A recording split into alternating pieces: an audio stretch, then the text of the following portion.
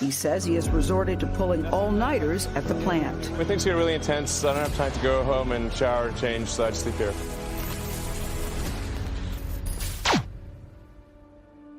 Depending on how well you want to do, particularly if you're starting a company, you need to work super hard. So what does super hard mean? Well, when my brother and I were starting our first company, instead of getting an apartment, we just rented a small office and we slept on the couch. And we showered at the YMCA, and we're so hot up we had just one computer. So the website was up during the day, and I was coding at night, 7 days a week, all the time. And I sort of briefly had a girlfriend in that period, and in order to be with me, she'd have to sleep in the office. So I sleep on the couch over there. So you're just laying here on the couch? Yeah. Last time I was here, I actually slept literally on the floor because the couch was too narrow. Work hard, like, every waking hour. That's the thing I would say particularly if you're starting a company. And I mean, if you do simple math, say like, okay, if somebody else is working 50 hours and you're working 100, you'll get twice as much done in the course of a year as the other company. When I was young, I didn't really know what I was going to do when I got older. People kept asking me, but then eventually I thought that the idea of inventing things would be really cool. And the reason I thought that was because I read a quote from Arthur C. Clarke, which said that a sufficiently advanced technology is indistinguishable from magic, and that's really true. If you go back, say 300 years. The things that we take for granted today you'd be burned at the stake for. Being able to fly, that's crazy. Being able to see over long distances, being able to communicate, having effectively with the internet a group mind of sorts, and having access to all the world's information instantly from almost anywhere on the earth. This is stuff that really would be magic, or would be considered magic in times past.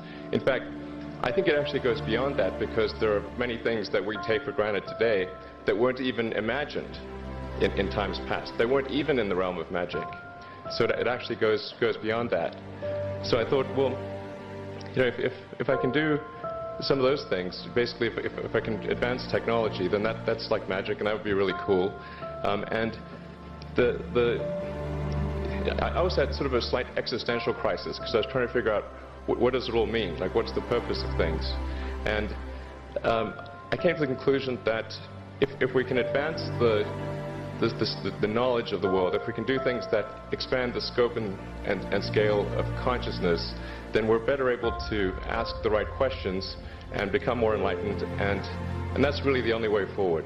Being focused on something that you're confident will have high value to someone else, and just being really rigorous in making that assessment, because people tend to, a natural human tendency is wishful thinking. So a challenge for entrepreneurs is to say, well, what's the difference between really believing in your ideals and sticking to them versus pursuing some unrealistic dream that doesn't actually have merit? And that is a really difficult thing to tell you. Can you tell the difference between those two things? Right. So you need to be sort of very rigorous in your self-analysis. I think certainly extremely tenacious, and then just work like hell. I mean, you just have to put in 80 to 100 hour weeks every week. Starting a business is not for everyone. So generally, starting a business, I'd say, number one is have a high pain threshold. There's a friend of mine who's got a good saying, which is that starting a company is like eating glass and staring into the abyss. Okay, that's generally what happens, because when you first start a company, there's lots of optimism and things are great, and then so happiness at first is high. Then you encounter all sorts of issues. And happiness will steadily decline, and then you'll go through a whole world of hurt. And then eventually, if you succeed, and in most cases you will not succeed, and Tesla almost didn't succeed, came very close to failure. Then if you succeed, then after a long time you will finally get back to happiness. So you've got to make sure that whatever you're doing is a great product or service. It has to be really great. And I go back to what I was saying earlier, where if you're a new company, I mean, unless it's like some new industry or new market that, if it's an untapped market, or then you have more ability to, the standard is lower for your product or service. But if you're entering anything where there's an existing marketplace against large entrenched competitors, then your product or service needs to be much better than theirs. It can't be a little bit better, because then you put yourself in the shoes of the consumer and they say, why would you buy it as a consumer? You're always going to buy the trusted brand unless there's a big difference. So a lot of times, an entrepreneur will come up with something which is only slightly better. And it can't just be slightly better. It's got to be a lot better. I actually think I feel fear quite strongly. So it's not as though I just have the absence of fear. I feel it quite strongly. But there are just times when something is important enough, you believe in it enough, that you do it in spite of the fear. When starting SpaceX, I thought the odds of success were less than 10%. And I just accepted that actually probably I would just lose.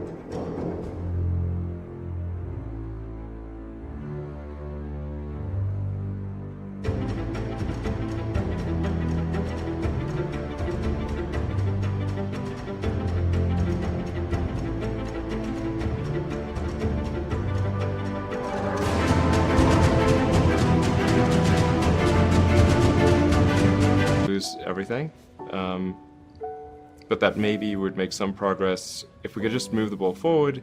Even if we died, maybe some other company could pick up the baton and keep moving it forward, so that would still do some good. Yeah, same with Tesla. I thought the odds of a car company succeeding were extremely low.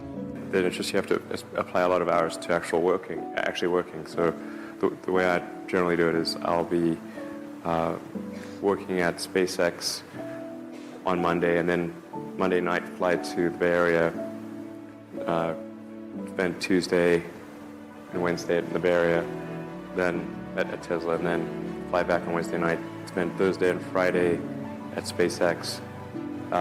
In the last several months, then I would fly back here on a Saturday, and either spend Saturday and Sunday at Tesla, or spend Saturday at Tesla and Sunday at SpaceX. Just showing up is half the battle. Just, you got to try hard to do it, and don't be afraid of failure. You also need to be rooted in reality. So you shouldn't, it's easy to get high in your own supply.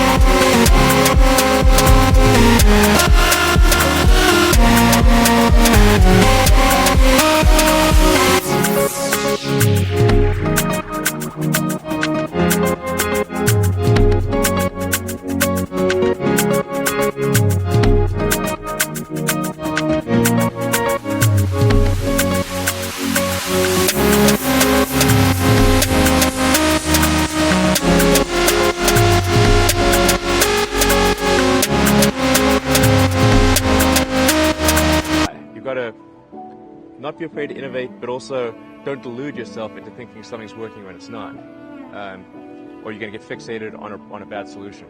Yeah, don't be afraid of new arenas. You can get a book, you can learn something, and experiment with your hands, and just make it happen. Find a way or make a way to get something done.